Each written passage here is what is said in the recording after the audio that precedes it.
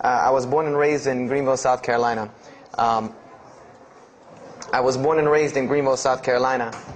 And I was raised by my grandparents because at a very early age my mother had stepped out and my father was working 2 jobs. So it was me and my grandparents. And my grandparents were the traditional, conservative, Southern Christian folk, as they say. They were they were very, very conservative in their ideals and their ideologies, in their ways. You know, as you hear about, people being set in their ways, that was my grandparents. Like we did it this way, and this is the way you did it every single day, and that was it.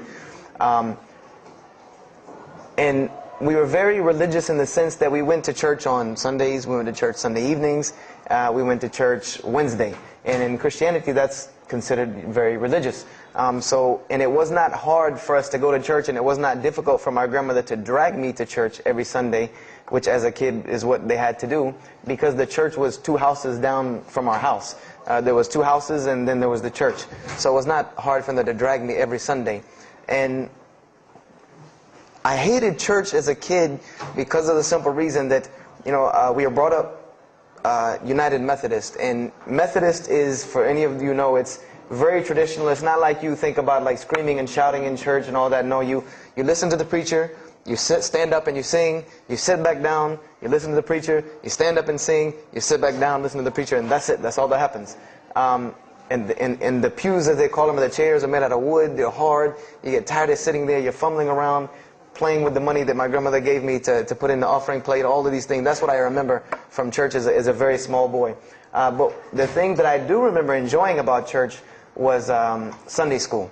Sunday school is what I got enjoyment from, because went to Sunday school, you painted pictures, of like Noah building the ark, you painted, all these pictures of Moses splitting the Red Sea. You learned the stories of Moses freeing the children of Israel from Egypt. You learn the story about him splitting the Red Sea. You learn the story about Noah and the ark. You learn the story about David and Goliath. You learn all these beautiful stories in Sunday school. So this was basically, as coming up, this is what I knew about Christianity, was the stories that I learned in Sunday school, because I never listened to the preacher during regular service. So that was the only thing I knew about Christianity. So coming up, this was how it was. It was just the norm. And the conservatism in my house, just to give you an example, and about the level of conservatism is, let's talk about gender issues. Let's say when I became 12, 13, 14, and I started to actually, notice females, and I actually didn't think they had diseases and wanted to run away from them every time I saw them. Let's say I wanted to have a girl over or something of this nature. It was so serious to my grandmother that I had to make an appointment with her, let her know this girl was coming to my house. We had to sit in the formal living room, which in the South, I don't know how it is here, but you have the dining room, then you have the formal living room with all the nice stuff that you don't go in unless there's company over. And my grandmother either had to be sitting in the same room with us or in the kitchen where she could see directly in the room. I mean, this is just how it was in my house. This is how my grandmother and grandfather were. They were very stern. They were very loving, but there were rules, and those rules were the way they were, and they did not change. So this was my upbringing. And I would say at about the age of 12, 13, 14, more along the age 13, 14, I started going to the Saturday evening youth services at my church that were for 12 and up. And the youth services were held in the gym, and they were totally different than church. At the youth services you went, we played basketball, we played volleyball, we played dodgeball, we played every kind of sport, and we ate pizza and cake and candy, all the stuff kids like to do. And at the end, the youth minister, who happened to be my catty corner neighbor across the street, when I was 14, he was 17, he was the youth minister, so he would sit us down and give us a 30-minute lecture about Christianity, about something about God. He would give us a 30-minute sermon, and that's how the youth services were. And going to these youth services, I met some other people who went to other youth services. They invited me to Young Men for Christ and other things that were going on in South Carolina. And so I started to go to these different retreats and camping trips with them. And so that is when I would say that I started to become a Christian out of will. I became a Christian because I wanted to, not because it was something I was dragged to do. I started to actually want to be Christian. This is something I wanted to do. I made my own choice and my own decision to do it. So when I turned 15, I started going to high school. And when I was a freshman in high school, my best friend, who was the youth minister, was a senior in high school. And I remember we had a very close bond because I had not had my license yet, so I used to ride with him to school every day. And it was a big deal for me to be able to ride to school with a senior, especially since he had a brand new, or it was a brand new, but he had a restored '67 Mustang, which I've always been a fan of cars when I was a kid. So we had a very close bond, and we were very good friends because both of our parents were very similar. They didn't let us do much. So we spent a lot of time with each other. And when I became a sophomore, he graduated and started to attend Bob Jones University. I don't know if that rings a bell with anyone, but Bob Jones University is a very prestigious conservative Christian college in South Carolina. It's probably the most conservative college I've ever seen. Because the Moody Institute is known as one of the most famous in this country since Chicago. But Bob Jones is conservative to the point to where when it comes to men and women, like men and women are not allowed to get caught talking to each other in a room alone if they're not married, holding hands on campus. The men had to wear button-up shirts or polo shirts tucked in with slacks or jeans. The women had to wear skirts. No jeans, skirts that came down to the ankle, and a shirt that came to the wrist. And this was part of the guidelines for Bob Jones University. You know, you didn't party, you didn't drink, there was none of this that happened at Bob Jones University. And he started going there, and his major was textual criticism. And textual criticism probably doesn't ring a bell with anyone, and to explain it in detail would probably take another entire lecture. But just to give you a brief synopsis of what is textual criticism. A textual critic takes the ancient manuscripts of the Bible, the pieces of parchment that were found all over the world, and he has to learn Hebrew, Greek, Aramaic, Latin, these languages that these parchments have been found in. And he has to take these scriptures and try to find out where they came from, why there are variations in the many different versions of the same parchment. Let's say you have Matthew chapter 1 from the Bible. There might be 5,000 different variant readings of Matthew chapter 1 in 6 languages. And so he has to be able to take all these and sift through them, try to find out why there's so many variations of the readings, and then determine which one is the original. And that's not as easy a task as it seems. You could figure, which whenever the oldest is probably a more original, which is not the case since there are no originals.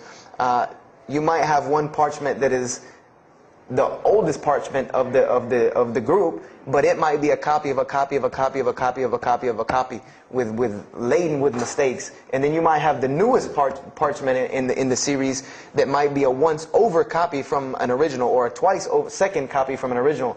Therefore, it would make the newer parchment more original than the older one. So it's not a very easy field to go into.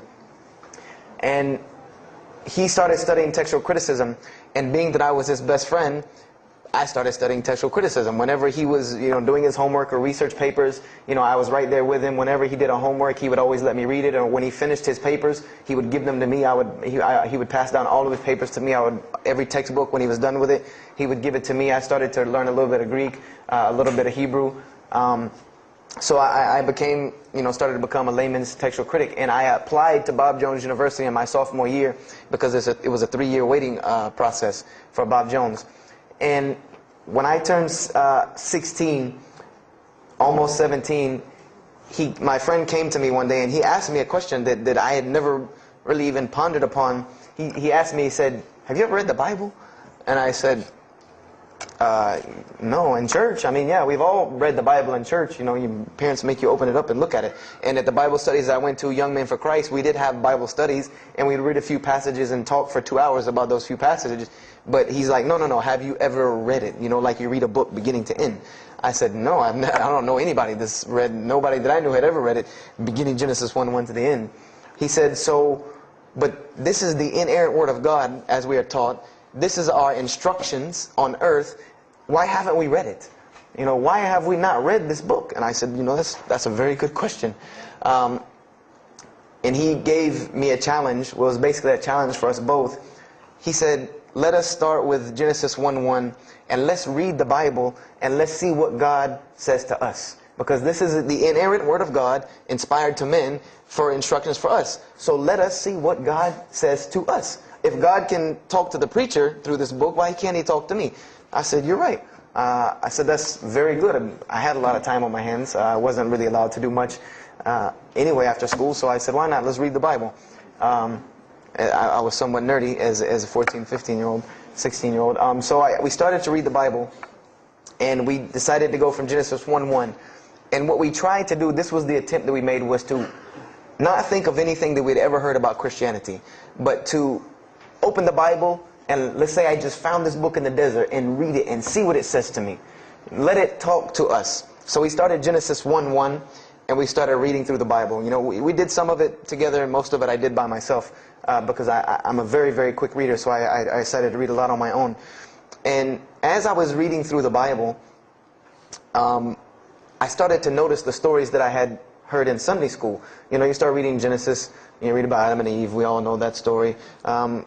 You started reading about Deuteronomy, Exodus, you know, the stories of Moses, the story of Noah, the story of Lot and Abraham, and all these stories that I know. But I was surprisingly and astonishingly shocked by some of the stories that I read about these same people that I learned about in Sunday school. Just for instance, and this is a big testament to why Allah kept sending us prophets and why Islam was sent as a complete and perfected deen with the Quran. If you read about Noah in the Bible, there is the story about Noah saving humanity from the flood with an ark and all of that. There is this in the Bible. There's another aspect to the story of Noah that not many people know about unless they actually take time to open a Bible. This will not be preached from any pulpit anywhere. Is that the Bible says that Noah was an alcoholic. This is the Bible's portrayal of Noah, or Nuh alayhi salam, that he was an alcoholic, that he was a drunkard. This is the word used in the Bible, that he was a man given to alcohol. And I'm a psychology major, and my field of specialty is mental illnesses, and alcoholism is one of those, is a mental illness. And I know from seeing alcoholism's effect on one of my close friends' parents, I know that someone who is truly addicted to alcohol, and if Noah lived for so long addicted to alcohol, he was seriously addicted to alcohol. It is hard for someone addicted to alcohol to hold down a 9-to-5 job working at McDonald's flipping hamburgers, much less construct an ark to save humanity from a flood that's never happened.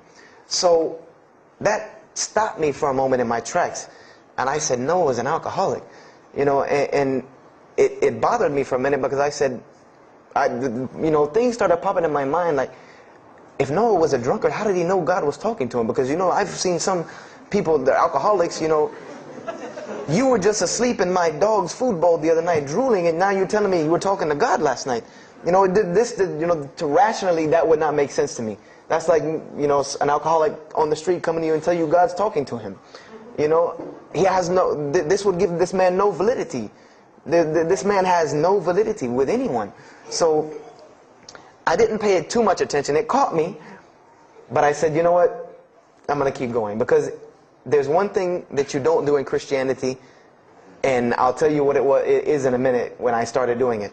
Then I came across the story of Lot, or Lut alayhi salam, and we all know the story of Sodom and Gomorrah in these stories, but there's another very twisted story in the Bible about Lot and his daughters. There's a story of Lot and his daughters in the Bible that says his daughters got him drunk one night and seduced him and committed incest with him. A'udhu billah.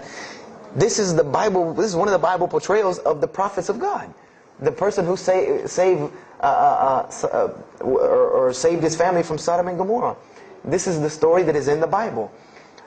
So I'm catching myself again like, oh, this is becoming a really bad habit that I'm seeing. This is becoming a bad recurrence that I'm seeing over and over again in this Bible.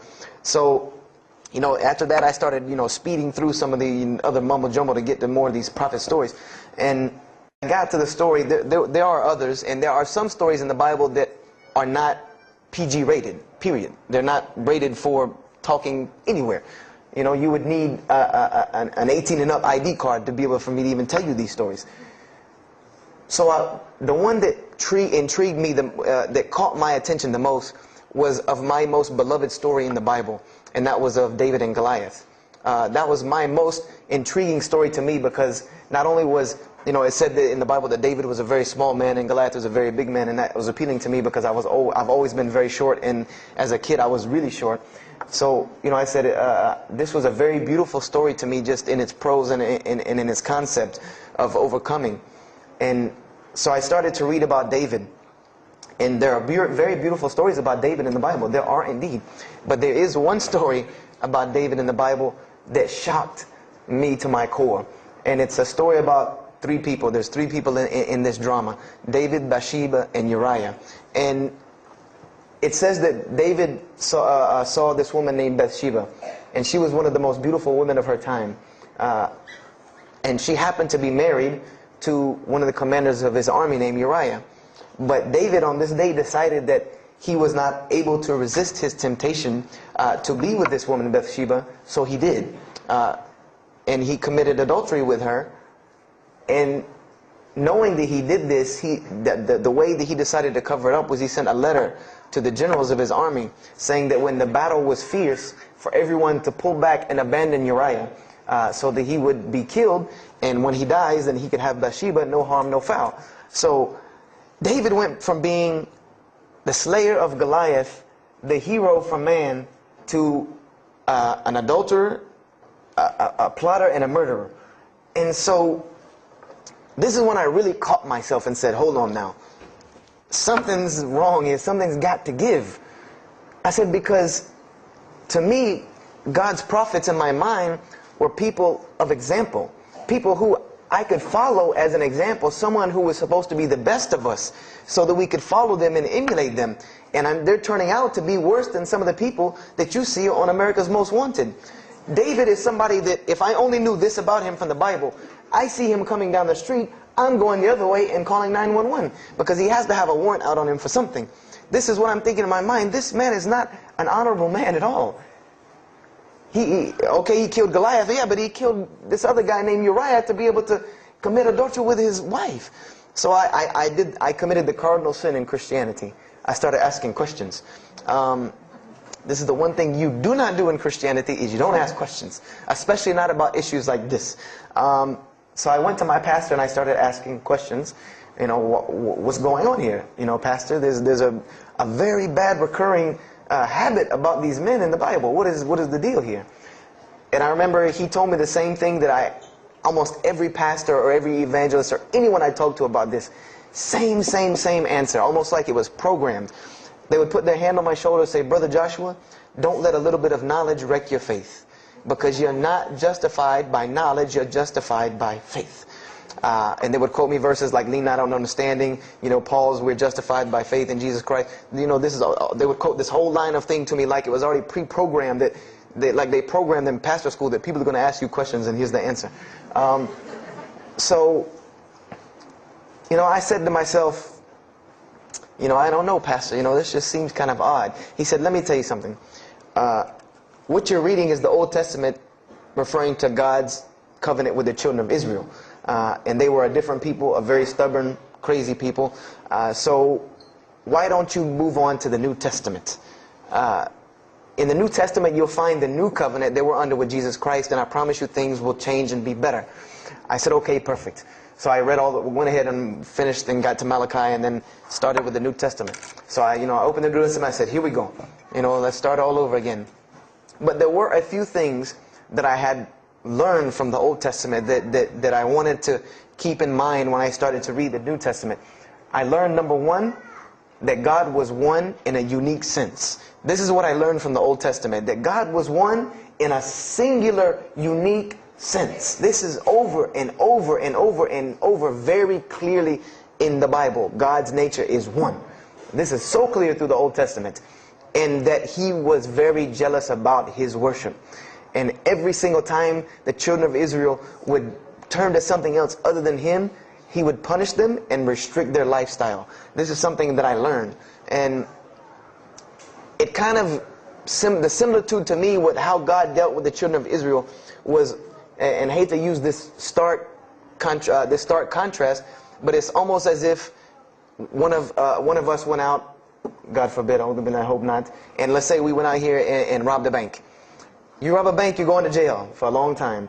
And every day when you wake up, do you think that that jail is going to look like the Hilton at LAX? No, I doubt it. It's probably dark, cold, bad food, orange jumpsuits, not nice people, the whole 9 yards. And the reason why this is, and I know this now from studying psychology, is that this is supposed to be a stark reminder every single day when this person wakes up that you are in jail. This is supposed to remind them every single day you're in jail because you committed a crime. And we run this, not you. This is the message that is being portrayed to this person in jail. So when the children of Israel kept rebelling against God, He restricted their lifestyle. If you study Judaic law now, it is some of the most strict religious law you can find. All of the good things that we enjoy as Muslims, even when it comes to dietary laws, like the good parts of the meat that we are allowed to eat, they can't have these things. These are things that are restricted from them. Why? Because God, Allah, wanted to remind them every day that I am Allah. I am your God. You will worship me. I run this, not you. And I understood this from reading the Old Testament. This is a concept I had come across. So I started with the New Testament, Matthew, Mark, Luke, and John. And one other thing that I did when I started to read the Bible was, if you go to Barnes & Noble, let's say you go to Barnes & Noble and you take a book off the shelf, what is usually the first thing you look at? The title. Then the next thing, the author. You want to know the title and the author. What is the name of the book? Who wrote it? And if you do this test with every single book of the Bible, you get a title and no author. Author unknown. Or author is appears to be so-and-so. Or we derive that so-and-so possibly written this. You know, like let's just say for Exodus, they say Moses wrote Exodus. Which if you read some of Exodus, he couldn't have written all of Exodus because the last part of Exodus is Moses' death, burial, and Joshua taking over the children of Israel. And now, unless Moses was a sure indeed prophet that was able to write things after he died, then he did not write these things. And so when you go to Matthew, Mark, Luke, and John, I wanted to know Matthew who, Mark who, Luke who, John who, because it's called the Gospel according to Matthew. The bad thing is that no one knows. No one knows because no one pinned their name down to these things. No Bible scholar in his right mind will tell you that we know for sure Matthew so-and-so wrote this, Mark so-and-so wrote this, Luke so-and-so wrote this, John so-and-so wrote this. It's factual information that we do not know who wrote these. So I was intrigued. I'm like, that doesn't, why would somebody write this book that's supposed to be passed down over generations and people are supposed to, this is the inspired word of God to guide mankind, and nobody decided to pin down who wrote it. But anyway, I started to read it, and I started to notice things about the teachings of Jesus Christ. And they were not what I had learned in church. When Jesus spoke, He spoke of the nature of God. And when He spoke of the nature of God, it was the same nature of God that I found in the Old Testament. Jesus said many times that God is one. God is unique. He would even quote from the Hebrew Scriptures. Hear, O Israel, the Lord your God is but one. When He was asked, what is the greatest commandment? He was asked the greatest commandment. He said the greatest commandment, and every Muslim should understand these two concepts. This should be nothing new to you. The greatest commandment is to love the Lord your God with all your heart, with all your might, with all your strength, and then to love your neighbor as you love yourself. He said the rest hang on these two, which we know in Islam we have rights of the Creator and rights of the creation. So this was the concept that He was teaching. And He even said in 1 John 5:17, and this was more clear to me than anything else can be, this is life eternal, that they may know you, the only true God, and Jesus Christ whom you have sent. And when you look at that in the Greek and the Aramaic, it is almost exactly to a T of La ilaha illallah Muhammad Rasulullah. Now that I know Arabic and have understood that, very same similar statements. Yes, indeed, there were some implicit statements about that you could implicitly, if you took them and separated them from everything else, you could maybe derive that Jesus was trying to claim some divinity or something for Himself. But I also know from doing psychology, and I did a little bit of law too, that an implicit statement cannot override an explicit statement. An explicit statement always takes precedence. So if Jesus said God is one, and He anagorically may have alluded to God being more than one, then the clear statement overrides that each and every single time. So this is what I found through the New Testament. And I also found that Jesus taught salvation. But his salvation that he taught was obeying God and following the commandments. This was his mode of salvation. One man asked him, "Good master, tell me how I can inherit the eternal life." He said, "Follow the commandments." Follow the commandments. He even, in Matthew, was so sincere about it. He said, "Whosoever shall follow the least of these commandments and teach men to do so shall be called the greatest in the kingdom of heaven. But whosoever shall break the least of these commandments and teach men to do so shall be called the least in the kingdom of heaven." So this I understood very clearly, that Jesus taught the same nature of God that was in the Old Testament.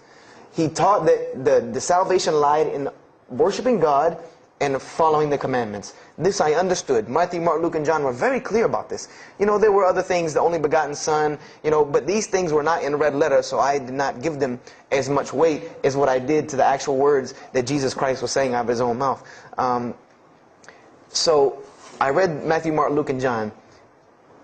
All of it was saying the same to me. I said, I was thinking to myself, this is not what I was taught about Christianity. You're taught that God is 1 in 3, 3 in 1.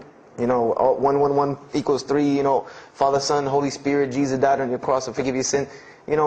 And there was another thing that I noticed from the Old Testament, and this is a beautiful lesson to Muslims, because you're asked this all the time, especially when it comes to dawah. And I never put 2 and 2 together until I learned Islam and then read the Bible one more time. Is I wanted to know why the Jews wanted to crucify Jesus so bad. Why so bad? They could have just mobbed him anywhere and killed him on the street. It's not like he had clans like the Arabs that would have come and backed him up. I said, why didn't they just kill him? Why were they so strict and sincere to tell Pontius Pilate, you got to kill him and you need to sanction it? We can't do it, but you need to sanction it to kill him. And now I understand it, was that Jesus had a mission, and that mission was to share God with the world. And Paul even kind of tells on himself in his book of Galatians as to why Jesus was meant to be crucified, or the Jews wanted to crucify him. Paul said that the crucifixion is the stumbling block for the Jews. And he explained in Galatians that Jesus Christ, and this is how he tried to roundabout explain it, was cursed for us, to remove us from the curse of Allah by taking this curse upon us. For it is written, and he quoted the Old Testament, everything that hangeth on a tree is cursed. So I went back and studied the Old Testament and Judaic law, and I realized that people who were crucified, that was considered a curse upon them. You had to do something pretty serious to get crucifixion, because it was considered a curse from God. It was part of their law that when someone is crucified, that person is cursed. So wherever they buried these criminals, like in the graveyards in Israel, in Jerusalem, in Palestine, where they buried these criminals that were crucified, this was considered cursed ground. This was considered ground that you didn't go on, and you did nothing here, because these people are cursed by God. So I started to put 2 and 2 together. That it's not that they wanted to kill Jesus, because they could have just killed him. They wanted to disprove who he was. This was their point, was to disprove who this man was. He said he's the Messiah. They wanted to disprove it, and they knew if you can crucify Jesus, he can't be the Messiah. He cannot be our Messiah if you can crucify him. And even if he is, if we can still force our crucifixion on him, then that'll detriment his message. So they understood this and knew this, and this is why they wanted to crucify him. And this is exactly why Allah saved him from it. Because everyone asks you, why did Allah save him from the crucifixion? Because you cannot crucify. That was part of his law that he came to fulfill, that he could not be cursed according to this law. He said, I have come to fulfill the law. To fulfill it. Therefore, he couldn't be cursed according to it. And this is why he went to the Garden of Gethsemane and asked God to remove this from him, because he knew how detrimental this was to his message of crucifixion. So I began to see all of these things. So I started to read. I got to the book of Acts and started to read the writings of Paul the Apostle. And things went from this to this. It went from one way to another way. It went completely flipped, turned around. The entire teachings went from obeying God, worshiping God, following the law, to worshiping Jesus Christ and abolishing the law completely. Paul even wrote to the Galatians, "Oh, you foolish Galatians, why are you still following this cursed law?" Jesus Christ came as a curse to remove us from the affliction of this curse. So I said to myself, but Jesus just said, a few books before this, that whosoever shall break the least of these commandments and teach men to do so shall be the least in the kingdom of heaven. And here you go, Paul preaching this gospel to abolish the law. So I even asked, what is going on here? So I started asking my pastor, and my pastor said, now you're getting into deep water. You know, now you're starting to question the New Testament. You really have some issues. You know, they even thought that I might be, you know, possessed and all kinds of things. So I had a very big conflict going on inside of me, and my friend took me to his textual critic teacher, his professor. And what this man told me probably wrecked my faith in Christianity. And I always say, I doubt he would be very happy me traveling around the world telling people that a Christian professor from Bob Jones University wrecked my faith in Christianity. But he did. Because what I asked him was, what happened to all these contradictions? You know, in the Old Testament there are many contradictions. If you study Hebrew language, you'll understand that when you read some of the Old Testament or the Torah, that there are some parts of the Torah that you can see is the most beautiful Arabic that you can see, just the most beautiful Hebrew that you can see, just like when you read the Quran. It's very beautiful Hebrew. And then 2 chapters later, you'll see Hebrew that looks like a broken 3-year-old who is trying to scribble some Hebrew down. It looks very colloquial, very dialectic. You can tell it's not the same person speaking. So I went and asked him about all this stuff I saw. And he told me, he said, what you have is a book written by men over centuries and centuries and eons and eons. And he says, and this book started as an original that was copied and copied and copied, and somebody added a mistake, and somebody came behind him and corrected that mistake and added 2 of his own. Someone came and copied it and skipped a line and added a line where it wasn't supposed to be. And then someone else came and copied it and took it to his country, and in order for it to fit well with the doctrine they were teaching, he would cross out a dot here or cross out a word here or change a word here so that it would fit with the theological ideas of this part of the world. And he said, and after all these years, you have a book now that is compiled from all of this, written by the hands of men that still have men's fingerprints left on it. And that's what you have. You have an imperfect book that is only perfected through faith. This is exactly what he told me, that this book is perfected through faith. You cannot perfect it textually. It's not a textually perfect book. Those who believe in it by faith. And so I said, here we go again with this faith thing. You know, I said, God gave me a brain for a reason. If He did not want me to use it, He would remove this reason and logic part of my brain out and replace it with more faith. So, you know, and I was of the opinion, you know, as the saying goes, my grandmother didn't raise a fool. I'm no fool. You know, I said, I can't believe in this. You know, I mean, this book I've been taught is the inerrant word of God, and you're just telling me that it's a book of errors that's only perfect through faith. That's like me taking a 1982 Datsun all beat up and saying, if you believe it can be a Mercedes. If you believe. You know, that would make no sense. You can't take a car to the car dealership and say that. No, if you really believe it, if you look at it right, it's a Mercedes. So I said, no, you know, this is a book full of errors. And God's religion is perfect. If God has a religion, it's perfect. If He has a book, it has to be perfect because He is perfect. So I left Christianity completely. And I decided that I was, you know, I had learned some concepts from the Bible. God was one. You couldn't fool me with that. You know, I had also concepted that there should be nobody standing between me and God because He created me without permission from anyone. Therefore, I don't need to be taking permission from someone to go to Him. If I had to be forgiven for something, it should come from Him, because on the day of judgment, it's going to be me and Him alone. And I didn't know about God's prophets yet. You know, I had my doubts and persuasions about that. So I decided to start searching other religions. I went back to Judaism. I studied Judaism. I found the same thing that Jesus taught about two spiritual Jews that leave the law, and Jews that were so caught up in the law that they left no room for spirituality. I studied Buddhism, Hinduism, Taoism, Confucianism, Wiccan, Bushido. You know, everything I could get my hands on, every type of ism or religion, I studied it. But there was one litmus test that I used for every religion. And whenever I met them, or the people, or whatever about this religion, I would always ask them, do you have a book? Do you have a book? Because another thing I had come to the conclusion of is that if your religion is true, you should be able to tangibly hand me something and show me that this religion is true. Give me something that I can see. I don't want to hear that faith stuff anymore. I heard that all my life, and look where it got me. It got me thinking I'm driving a Mercedes running around in a 1982 beat-up Datsun. I said, no, you have to show me. And so I read the Bhagavad Gita, I read the Torah, I read the Scrolls of Tao, you know, I read the Code of the Bushido, I read the Wiccan Book of Spirits and Spells and all that other magic stuff they have. And I read all of these things, and I found something very congruent with all of it, was that there were very same philosophies and teachings in all of these major religious books.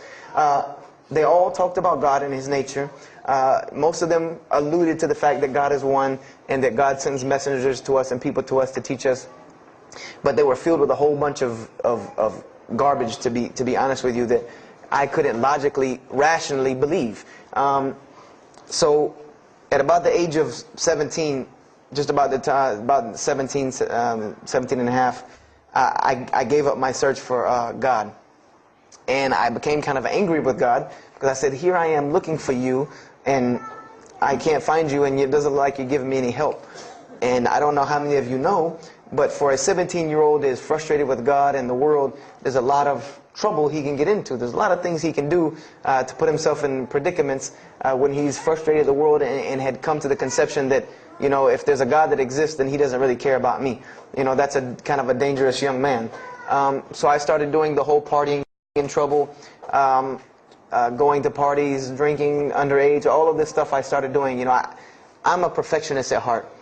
So when I was a Christian, I tried to be the best one I could. If I was going to switch to being any other religion, then I was going to do that 100%. So you better believe when I went after the dunya, I did that 100%. And you know, I was a martial artist since I was 15 years old, and even though it was only 2 years, you know, 2 years at 17, you think, you know, you're Bruce Lee. So I got into a lot of fights. Got kicked out of school, had to go to another school, got in one fight, got arrested for a fight, you know, and there were a couple incidences that stopped this downward spiral, because I was on a very, very quick downward spiral that would, and I believe if I would have continued on that downward spiral, I would probably end up hurting someone, killing someone, or them hurting or killing me. And there were two incidents that brought that to an abrupt stop, like pulling the emergency brake. And the first one was a car accident that I was in. My friend and I were on the way back from Clemson University from a frat party, and we were driving up 385 in South Carolina, and we were both highly intoxicated, and I decided that night that he was driving, I decided to put my seatbelt on for the only reason that I kept falling over when I fell asleep without the seatbelt on, because I didn't really believe in the seatbelt thing, because I said if I'm going to die, I'm going to die. You know, that was the conception that I come up with, that if, you know, if it's time for me to die, it's time for me to die. I didn't believe in the whole tying your camel thing. So I put on my seatbelt, and I fell asleep. And the next thing I know, I remember waking up with the car shaking. And I woke up to grab my friend, because I thought maybe he had fallen asleep. But when I woke up, the only thing I saw was the tree line and then the pavement coming right at my face. And the window smashing and the car flipping, the whole 9 yards. And us landing in a ditch. And I remember getting out of the car. That was the first thing I thought. You know, number one, I couldn't believe that, you know, you don't really think about, oh, you're alive. No, you just move. I jumped out of the car and realized that I had jumped out of the back of the car that wasn't there anymore. It was still in the median on the other side of the highway, and the front part of the car was over in the ditch. And I drug my friend out, who was knocked unconscious, and pulled him over the side of the road. I had no injuries. I looked at myself trying to find what's missing. And there was nothing but a piece of glass stuck in my arm that I pulled out. And it just so happened that a state trooper was passing the other way, because he turned around and came back. And when he came back, he asked what had happened. And the first thing he asked me was, did you see what happened? Because there was other people who would pull over, so I guess he thought that I was a bystander, because I started to walk towards him. He's like, did you see what happened? You know, where are the people? I said, yeah, I really saw what happened. I was in the car. You know, and he was like, you know, as they say, like the color drained out of his face, because he was shocked. He said, "There's no, how were you in that car?" You know, and of course they took it to the hospital. My friend got arrested, DUI. But before he put us in the ambulance, he was a man of God, because he looked at me and he told me, he said, "Young man, you better realize that you're on this earth tonight for a purpose. The only reason you're still alive is that God has a purpose for you. If not, you don't live through things like that. People without purpose, if you didn't have a purpose, then this night would have been your night. So you need to realize that. I said, this old man's out of his mind. You know, if God had been looking for me, he had the opportunity to get me a long time ago. So don't tell me about that God stuff now. So I paid it no attention. And about a month later, 3-4 weeks later, my friend and I, same two, he's on crutches still, we decided to go to New York City. We decided to just take off, drive to New York City. We didn't tell our parents where we were going. I said I was sleeping in his house. He said he was sleeping in my house for the weekend. So we drove to New York. And in New York, I remember going to the ATM to get some money. And in New York, they have these ATMs where you have to go in the little glass room to get your money at ATM. I don't know if they have that here or if any of you have been to New York. Now, alhamdulillah, you have to put your bank card in to go in there. But in '97, it was not like this. You went in, and it was almost like the game Mousetrap, because you go in, take out your money, criminal comes right in behind you.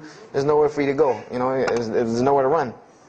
So I went in, I took my money out of the ATM, and I heard the door open behind me. You know, so I turned around. You know, I thought somebody was coming in behind me, and there was a man who put a gun to my face. And he must have really, really, really, really needed this money, because he didn't ask me anything. He didn't say a single word. I just remember looking at the gun in my face and him pulling the trigger. And it was a revolver. And to this day, I'll never forget that image in my head of seeing that little spindle turn and hearing that very distinct click of a revolver. And it probably could have been like a .32 snub-nosed gun like this, but when it was in my face, it looked like one of those like cannons that you see on the movies. And I remember when he pulled the trigger, I didn't think anything. You don't think anything. You just blank. You just go into this like shock of blankness. And then a couple seconds later, thankfully I had been doing martial arts. That might have helped me overcome the fight or flight syndrome, because all I could think was, go! You know, like myself kicking myself, like, what are you doing? Go! So I bum rushed him. We went flying, he went flying, money went flying, gun went flying. And I took off and went to the hotel and didn't say anything to anybody. We went back to South Carolina the next day. And I didn't say anything because we weren't supposed to be in New York. My grandfather would have killed me. If that guy didn't kill me, my grandfather would have took care of it. So I didn't say anything until about a month or two later. You know, I kept having nightmares about this same incident. I kept having night terrors from this incident. And so I told my grandmother about it.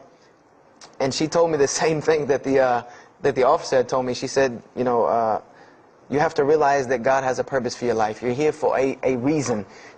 People don't go through the things that you've been through and still walking on this earth without a reason, and you're pushing the limit. This is what she told me. You're pushing the limit, really. God has something for you, and He wants you to get it, but you're pushing it. And she didn't tell me to go back to Christianity and study my Bible. The only thing she told me was that God hasn't gone anywhere. You just have not looked in the right place yet. And so I decided to put myself back together. You know, the car wreck, the gun thing, the getting arrested for fighting, like all of that, like really made me stop really quick and think, you know, that I need to get my stuff together. So I became an agnostic, someone who I believed in God with no form of religion. I prayed to God on the floor on my hands and knees, because this is how all the books of God, this is how the Bible, the Torah, the New Testament, the Bhagavad Gita, all of these scriptures that I ever read, they said that this is how the men of God prayed. And it was during this time that I did read one book about Islam in the public library, because I had never heard of Islam ever. But I remember I was looking in the religious section in the library at school, and there was a book about Islam, and I was in the library, the public library, and I remember it was some title like "Why I'm Not a Muslim" or some, you know, one of these titles that was propagandistic against Islam, but I had no idea. So I just took the book and I read it, and I remember it said that Muslims, M-O-S-L-E-M-S, and any of you knowing Arabic knows that's a very derogatory word. A Muslim is someone who oppresses someone else. That's a very quick sleight of the pen that was used in the past for a very real purpose. It said that Muslims were people who worshipped a moon god named Allah, who lived in a box in the desert, in Saudi Arabia, and they were oppressive to women. I remember there was a whole chapter about how they could have 4 wives and as many as they want, actually, because they could marry 2, divorce 1, get 3 more. You know, this whole, you know. And it said that, you know, I remember the one thing that really caught my attention was the whole chapter on jihad, where it said that Muslims were allowed to kill non-Muslims at any time, at any place, without discretion, and it was an honorable act, and not only would they go to heaven before it, but they would get 70 virgins on the way. You know, so I closed the book on Islam, put it back on the shelf, and marked off Islam off my little list of religions, and said thanks but no thanks, and if I ever see a Muslim, I am out. And I said I'm pretty safe in Greenville, South Carolina. I had never seen a Muslim ever. So I said, you know, I don't have to worry about running into no Muslims, thank God. So, you know, I started, you know, just worshiping. You know, I tried to just be a good person, you know, pray to God, ask Him for guidance, try to be a genuinely good person. And I remember what changed is when I met a Muslim. I met a Muslim who I had met a couple of times at school. We had went to school together, and I knew him, but I never knew that he was Muslim. And there's a couple of reasons why I never known he was Muslim. Because he was African American, number one, and the book said that Muslims were Arabs. And number two, I didn't know, you know, I thought Muslims ran around, you know, marrying as many women as they want and killing non-Muslims. I didn't know that they could also be part-time drug dealers. So I didn't know, I never knew that this guy was Muslim. I didn't put 2 and 2 together. So we were at his house one day, and me and my other friend, the one that, you know, I got into a lot of trouble with, I'm trying to keep him out of trouble now. We were at his house, and we were debating something about religion. I forget what even the topic was, but you know, you have 2 teenagers thinking they know everything. And I was trying to explain something to him about the Bible. And that guy came in and was listening. He said, "Have you ever heard of Islam?" I said, "Yes, I've heard all about Islam." He was like, "Okay, so what do you think of it?" I said, "What do you mean what I think of it? That's probably the worst religion I've ever seen on the face of the planet." He's like, "Why?" And he's like, "I'm a Muslim." I was like, "Man, stop playing." You know, like, you're an African American. You know, he's like, "So?" I'm like, "The book said you guys were Arab. All the Muslims were Arabs." He was like, "What else did you read in the book?" And I told him. He was like, "Man, what in the, you know, what have you been reading?" He's like, "You need to go to the mosque for Jummah." He's like, he told me, he said, "I'm not a good Muslim." This is what he said to me. He said, "I'm not a good Muslim. I'm not even going to try to front and say I'm a good Muslim." He said, "But I can guide you to some people that can tell you the real truth about Islam," because he knew about my story about wanting to find religion. And he said, "You need to go to the mosque for Jummah." And I said, What's Jummah?" He said, "It's just like church with no chairs." And I said, "I can do church with no chairs because in church the chairs were the worst part anyway. Because they had these hard benches that you sit on that are like this, and they're so hard." I said, "That's good. You sit on carpet? Wow, man, every church should be like that." And I said, "Where's the mosque?" He said, "It's on Wadehampton Boulevard." I said, "Where on Wadehampton Boulevard?" I lived on Wadehampton Boulevard. I lived right off of Wadehampton Boulevard. He said, "You know where Lee Road intersects with Wadehampton?" I said, Yeah, I live on the other side of that intersection." He said, "It's right there." I said, "No, it's not. There's nothing. There's a gas station or a church." He said, "Yeah, you know that church, the Evangelical Missionary Training Facility?" I said, "Yeah, I used to take missionary classes there." He said, "You know that building in the parking lot with the gold thing on top?" I said, "Yeah, the gym?" And he was like, "No, that's the mosque." Because I had always thought it was the gym because it was in the same parking lot and it was just rectangular with 2 glass doors in the front. And you could literally walk in between the church and the masjid and touch them like this. Anyone doesn't believe me, go to Greenville, South Carolina, look at the masjid. You can almost touch both of them just like this. He said, "Yeah, it's right there." I said, "I've never," you know, at first I was shocked. Like, I've been living across the street from all these crazy Muslims all my life. You know, I said, "I never knew." You know, and he told me to go to Jummah, and I asked him what time. He said he would meet me there at 1 o'clock in the afternoon on Friday. So I said, okay. I went on Friday. And I'm waiting outside for him. You know, I'm not going inside. That's not happening. You know, and I'm seeing all these people going in. And at this time, it was a predominantly Indo-Paki Arab masjid. Anyone who went in was not American, period. And I did not see even one African American going there. And I did see one, and then when he went in, I heard him talking in a dialect that I realized he was probably from Africa. So I said, he's not American. So I'm not going, I'm waiting, and I'm standing outside, sitting on the church steps, and the imam pulls up and parks right in front of me, who I had no idea he was the imam. But he got out and he asked me, you know, am I waiting for someone, this, that, and the other? And I explained to him. He said, oh yeah, we know this brother. You don't see him that much, but we know who he is. And, you know, he said, I'm glad you came. You know, he was a very, very nice, gentle young man. And he invited me into the mosque, and I kind of wanted to wait on my friend, you know, but I didn't want, you know, at the same time, I didn't want to tell this man I don't want to go in. So I went in, and they put me in the back and gave me a chair anyway. And I said, I came to sit on the floor. And they gave me a chair anyway, you know, and all of these people are piled up in front of me. And there's no Americans here. And I'm starting to wonder, you know, if this is a setup. Because it's starting to smell like a setup to me. Because in my mind, I'm like, you've been set up before, and this seems kind of like this. So, and I'm starting to think in my head, you know, scenarios, you know, a young mind at play. You know, I said, this other guy, my friend, he probably was in the same situation like me, and he probably made a deal with them to get out, as long as he brought other Americans and tricked them into coming to the mosque so they could do their jihad after Jummah and get their 70 virgins. So I'm sitting here, and there's all these people in front of me, and then there's a curtain with all these people behind me making noise, and I have no idea who's back here. So I'm stuck in the middle of this. I hear that it's some women, but I don't, you know, there's a curtain. I have no idea. So I'm like, there's something very odd about what's going on right here.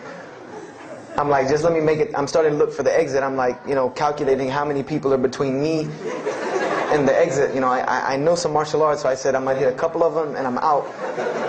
And then the imam came, and I just now realized that he was the imam because he got up on the minbar, you know, and they started to call the adhan. And, you know, I said, okay, that man seemed nice. He seemed genuinely nice. So I felt a little more comfort. And then he got up after the adhan, and he started his khutbah. Inna alhamdulillah nahmaruhu wa I said, oh my God. I said, I bet you he's talking about me. You know, and he's being forceful. You know, he was getting loud and banging on the minbar, and he's pointing in my direction. You know, I'm like, oh man, I got to get out of here really quick, you know. I said, well, I'm going to take my chances with the women behind me. I'm going through the curtain. And then he started to, when he got done with his Arabic tirade, he started to explain it. You know, that verily all praise belongs to Allah alone, or God alone. And Him do we worship, and Him do we seek help and assistance. We seek refuge with Him from the evil that lies. You know, he explained what he said in Arabic, and it sounded to me so beautiful. It was very, very beautifully prosed, what he said, and I wanted to know where he got that. You know, I said, where did he get that? You know, because it was only about God and about the nature of ourselves. All of us should know that beginning of the khutbah, and he quoted the 3 verses from the Quran. O you who believe, fear God as He should be feared and do not die. And instead of a state of submission to Islam, he was a very wise man, because he translated everything. It was almost as if he knew I was there and translated everything for me. You know, and I remember to this day what the khutbah was about. And I don't know if he did it because I was there, or if that was his already planned khutbah, but it's almost as if it was meant for me. The khutbah was that, the title of it was that the forgiveness of Allah is open to anyone at any time, at any place, no matter what, unless they have committed shirk. And the prose of the khutbah was a very long hadith. A very long hadith that some of you will know. And just to make it short, it was the hadith where the Rasulullah ﷺ met Angel Gabriel or Angel Jibreel, and Angel Jibreel was telling them to tell him that if the Muslims commit this certain sin, to tell them that Allah would forgive them. And every time he would tell the Muslims, they would say, okay, well then what about this sin? And he would go back and meet with Angel Jibreel, and he would go back and come back and say, tell them that Allah will forgive him for that. And this discourse happened, you know, for many different sins. And then finally Angel Jibreel alayhi salam said, tell them that Allah has said, no matter what they do, even if their sins are compiled, you know, like the oceans are from the east to the west, as long as they have not associated a partner with Allah, tell them that Allah will forgive them. And I remember he told me that, or he said that, you know, that the door of repentance to God is open as long as you have not seen the angel of death or the sun hasn't risen from the west. I didn't really understand the sun risen from the west thing at that time.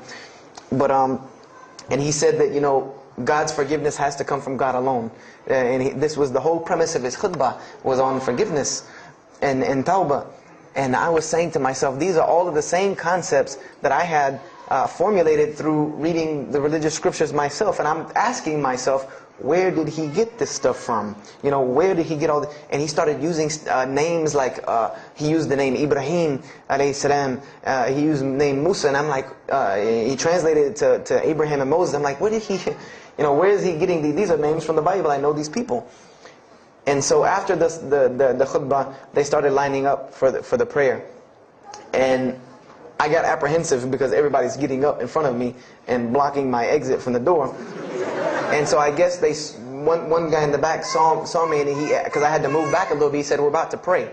And I said, pray to who? And he said, to God. I said, which one? And he said, the one that created the heavens and earth. You know, the same one that's in the Bible, you know, the only creator of the heavens and earth, the only God. I said, yes, I know him. And so the Imam started to pray, and when he recited the Quran, I know it sounded very intriguing. I had no idea what it was. But then when I saw Muslims bow and prostrate on the floor, verses and verses of every religious book that I had ever read started ringing off in my head, that this was the way men of God prayed. And the first thing that I could think of in my mind was, this is worship. That's what I said to myself. This is not prayer, because prayers are asking God for something. These people are worshiping God. So I said to myself that you've written this religion off way too easily. I thought I was a much more open-minded person than that, and I was ashamed of myself that I had written it off with just one little book. You know, I'd put all this studies into the other religions. I read this one thing about Islam and was done. So I went to the Imam after Jummah. You know, he talked to me, and I would have to say that I was probably a little bit rude with him. And I've asked him to forgive me. You know, I saw him a few years later. I said, you got to forgive me for the first time you saw me, because he started telling me, you know, would you like to know a little bit more about, he had a very heavy accent, he was an Egyptian brother. Would you like to know a little bit more about Islam? He tried to give me some pamphlets. I said, no. I don't want any of this right here. I said, do you have a book? This is what I wanted to know. Do you have a book? Can you give me? He said, yes, we have a book. I said, it's called the Quran. I said, can I read it? Is it in English? Can I read it? He said, sure, you can read it. And then he tried to explain it to me a little bit, how it came by. I said, nah, just give me the book, because the book should speak for itself. So I took the Quran home, and on Friday night I started to read it, because this is a book I had never seen before. And I was very interested. So I went home and I opened the Quran, and I read the Fatiha. It seemed to me kind of like the Lord's Prayer. You know, it was a little similar to what I found in the Bible. But then I started to read Surah Al-Baqarah. I started to read Surah Al-Imran. And I started to see names that I had seen before. I started to see names like Abraham, Moses, David, Jesus, Yahya, John the Baptist, Zechariah, Mary. And I said, I know all of these names, but there was something different about these people in this book. The prophets that I found in the Bible were people that were deplorable, of not very good character. These same men in the Quran were someone who were at the highest echelon of moral character and moral fiber. They were someone that was an example to be followed, because they lived the message that they preached. Therefore, they were able to be followed and emulated. So I read all of these chapters, and I read the story of Jesus, peace be upon him, because when I saw the name Jesus first, that really intrigued me. I wanted to see, what does this book have to say about Jesus? And I read the story in Ali Imran, and I read the story in Surah Al-Maryam. And it was more beautiful than anything I had ever read in the New Testament, or any nativity story that I had ever heard. It was more beautiful than that, times 10. I remember the only thing that I could capture in my mind was the miracle of how, because in the Bible you never really figure out the conflict of how Mary gets over this finger pointing at her about her coming with a baby and she's not married. There's no real end to that. There's no real defense for her from this in the New Testament. But the Quran is so explicit and so clear that Jesus' first miracle was to speak from the womb, to speak as a baby and defend the honor of his mother. Something that you cannot deny, something that you cannot deny about her, who Mary was, when you have this baby speaking on her behalf. So I would say I read the Quran entirely in 3 days. But that first night, after I had made it through Surah Al-Imran, my heart was already given to this book. I didn't know what it meant to be a Muslim. I didn't know how to be a Muslim. I didn't even know what that meant. But I knew that whoever it was that followed this book, I wanted to be like these people. I wanted to be like the people that I read about in this book. These were people I could follow. These were prophets. This was a book of guidance. And this was something that the book is calling and appealing to me. That if you don't believe in this book, you never see that. I've never seen this in any other scripture. The direct challenges that are in the Quran, that if you don't believe this book is true, put it to the test. Put it to the test. And this was something that was so astounding to me, that God is telling you over and over again, if you don't believe this is the truth, test it. Bring me something else like it. Test it. Put it to test. If it was written, if there was more than, all of the analogies about God, everything was so logical, so rational, so reasonable in my mind, that it was like 2 + 2 = 4, and that was it. There was no 1 + 1 + 1 = 3, egg, yolk, water, fight. There was none of that foolishness. The Quran was very direct and very straightforward in its teachings. So I gave my heart to Islam that night in my living room, reading the Quran, and I cried and cried, that I had been looking for the truth all this time, had searched all this way, and it was right across the street from my house. And so I went back on Monday to accept Islam and ask these Muslims where in the world they've been all this time. And I go ready to go in there and do my thing, and I go and the masjid is locked. And because they only came on Fridays in for Isha during that time, and I didn't know. So I said, okay, I guess I have to come back on Friday, because every time I passed by the masjid after that, it was always locked. So I came back on Friday, and I took my shahada, and as they say, the rest is history. But I don't travel around the world, and this was in December of 1998. I don't travel around the country and the world telling my story, just for the entertainment value. Even though I've been told it does have some entertainment value, I don't tell it for that person for sure. If that was the only reason, then you could just get it off of YouTube and it was the same exact story. I'm going to finish with this, and I hope you can give me 10 more minutes, inshallah, to tell you why I go around telling my story. I tell my story to let everyone realize that there are millions and millions of people just like me. Just like me in 1998, searching for the truth, can't find a way out. There are millions of people. There are probably millions of people in California, hundreds and thousands, if not millions, right here in in Orange County and Los Angeles in the Southern California area, that want to know the truth, that are tired of hearing the same garbage preached to them over and over again, tired of this shaitan box telling them the same thing over and over again, tired of the world being in the condition that it's in, tired of their life being in the condition it's in. And we as Muslims have the solution to every single one of their problems. And guess where we keep it at? Right here inside the masjid. Right here inside the masjid, we have all of this truth. We have the solution to every problem in the world.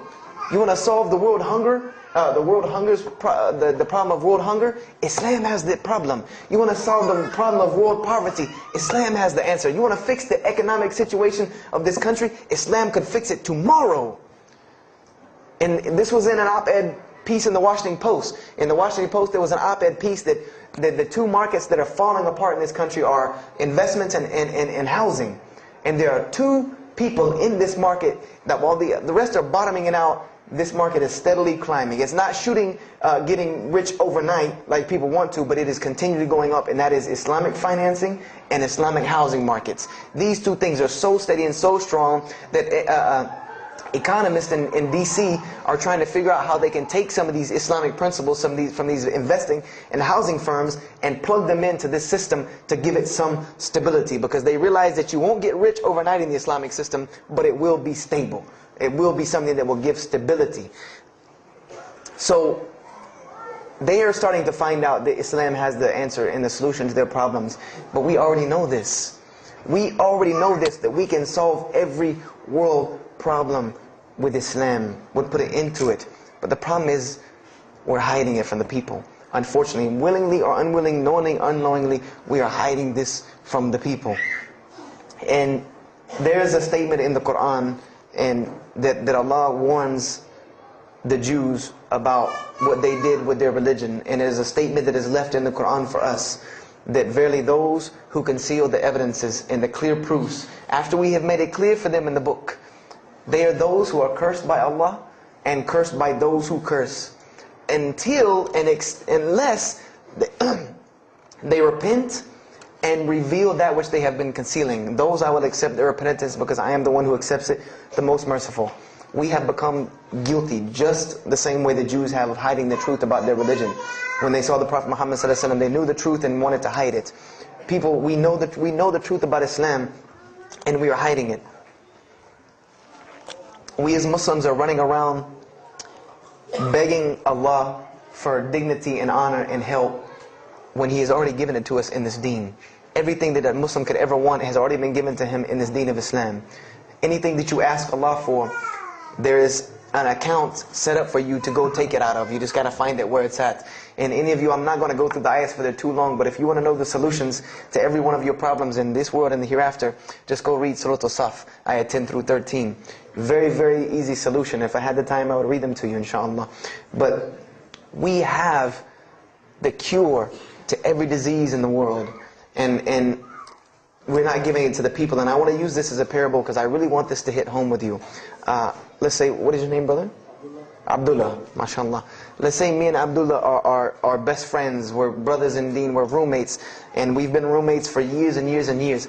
And let's say brother Abdullah has contracts an illness, a disease that is one of the most painful diseases that any human being can ever go through in his life. And it's not something that is going to kill him quick. Let's say this disease is going to suffer and fester with Abdullah and make him not be able to eat, sleep, nothing. He's just miserable all the time. When I come home in the evening, he's rolling around on the floor in pain. And let's say I know him in this condition, and let's say one day I come across the cure for his disease. Someone tells me that if you give this to Abdullah or anyone like him, he will be instantly cured and he will never suffer again. And let's say I take that and put it in my pocket, and I don't give it to Abdullah. Why? Why don't you give it to Abdullah? Well, number one, I'm way too busy. I have 2 jobs, going to school, I have a long commute back and forth, I gotta drive up and down the 405 every day. I don't have time to give Abdullah this medicine, man. If he wants the medicine, he'll go get it himself. I don't have time, I'm really busy. Number 2, I'm not a doctor. I should not be prescribing Abdullah medicine, and I'm not knowledgeable in medicine. He should, if he wants help, he should go see a doctor. I'm not a doctor. Number 3, Abdullah's, please forgive me, but Abdullah's kind of stubborn. He doesn't really listen very well. He probably, he's kind of set in his ways. So even if I tell him this medicine is good for him and it'll cure him, he probably wouldn't even take it anyway. So why waste my time? Do any of these excuses sound familiar? And let's say I don't give this medicine to Abdullah and he dies. And let's say he dies the most painful death that you can ever imagine. I want to ask you a kind of rhetorical question. Do you think on the Day of Judgment that Allah is going to call me and Abdullah up and ask him about this incident between me and him because I've oppressed him? I have oppressed him. I've allowed him to suffer knowing that I could ease his suffering. I'm sure Allah is going to ask us about this. But the beauty about Islam is that if Abdullah was a good Muslim, bore this disease patiently and died, he dies as a shaheed, inshaAllah. And on the Day of Judgment, this is how beautiful Islam is, that he could very well come before and Allah ask us about this, and brother Abdullah say, you know what? Allah, I forgive him. So you forgive him. This is the beauty of our religion. And Allah will forgive me. But the disease I want to tell you about is the disease that every single non-Muslim walks around with every single day, and they don't even know it. It has no real physical symptoms, and that's the disease of shirk, the disease of being jahl, being ignorant about Allah subhanahu wa ta'ala. Allah gives them life, and they worship someone else. Allah feeds them, and they thank someone else. He created them and fashioned them in the womb of their mother and knows them better than they know themselves. And they have no idea who He is. They don't even know who He is. If that doesn't pain your heart to see a person in this condition, then for sure the hearts have become hardened. Because when I see non-Muslims, especially when I sit in places like airports, I see this disease. I see it on them. I see them walking around with it. And there's so many of them passing me, I think to myself, there's no way I could talk to all of them. There's nothing I can do. And this disease is something that not only is not going to show up as a physical symptom, and is going to leave them ignorant about Allah subhanahu wa ta'ala, but when the day they die, they will die the most physically painful death that anyone can ever suffer. The Rasulullah ﷺ said that when the angel of death comes to the disbeliever, it doesn't come kindly.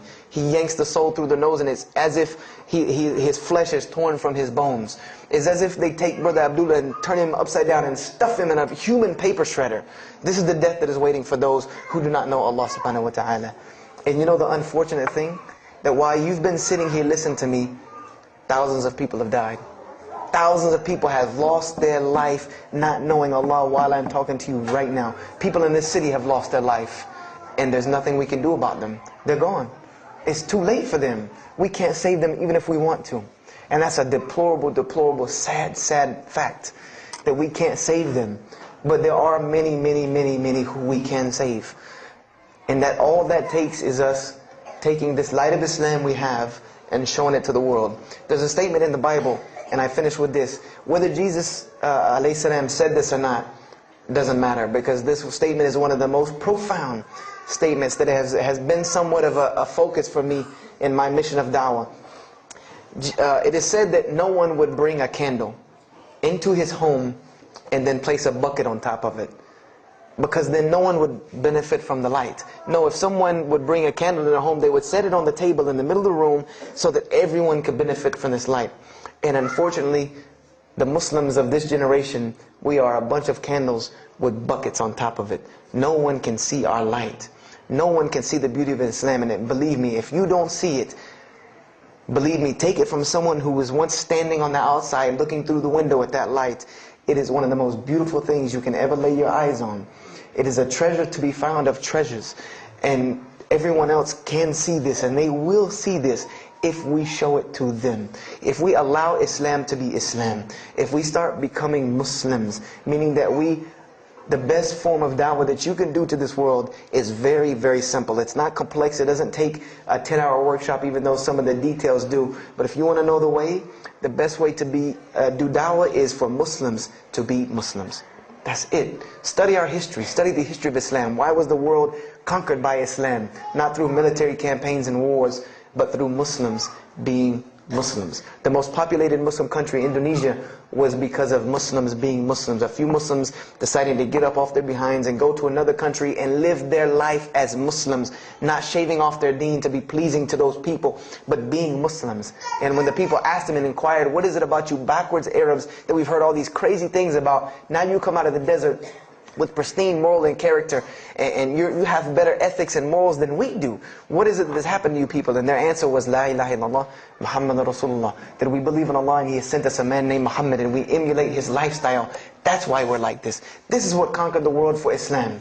This is what conquered people's hearts for Islam. Was the truth and the beauty of it, and its simplicity of its message. This is what brought me, and this is what the world needs. With all of this foolishness going on in the world, this is what it needs, the simplicity of Islam, whether they want to hear it or not. They know it in the bottom of their heart. When you show them the truth, even if they turn away from it, they know it's the right thing. They know it's the truth. And on the Day of Judgment, you can stand before Allah subhanahu wa ta'ala, having washed your hands and saying that I did my job. And I finished just one more thing. I finished with this. If you don't believe this is important, if you don't believe this is one of the most important things you can do as a Muslim, then the last statement of Prophet Muhammad ﷺ to the Muslims as a whole, he gave his farewell sermon. And we know that what his farewell sermon was a summary or a synopsis of what Islam is and its general principles. And he knew this was the last thing he was going to say to the Muslims as a whole. And how did he end this sermon? Those who are here, pass this on to those that are not here.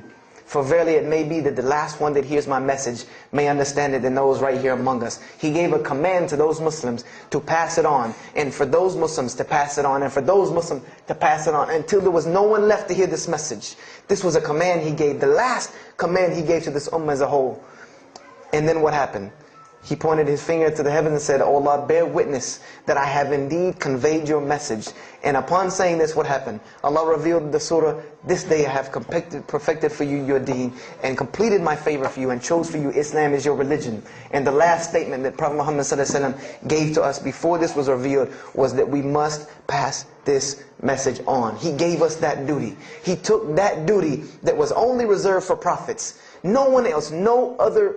If you don't believe me, go read Surah Al-Bayna about what was commanded of the other nations. No other nation was given this opportunity and blessing to pass on this deen except us. Because there are no more prophets coming.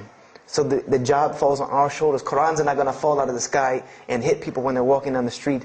This job has now become ours. And just like if the Prophet Muhammad ﷺ had not done his mission, he would have been accountable before Allah. If we do not do our job of spreading this message of Islam, we will stand before Allah on the Day of Judgment. Don't be the person standing before Allah on the Day of Judgment and your neighbor that you've known, your co-worker that you've known 10, 15, 20 years come and find you and tell you, you knew this day was coming. You knew this day was coming and what was going to happen to me, and you did not say anything to me. And those people will complain to Allah about us.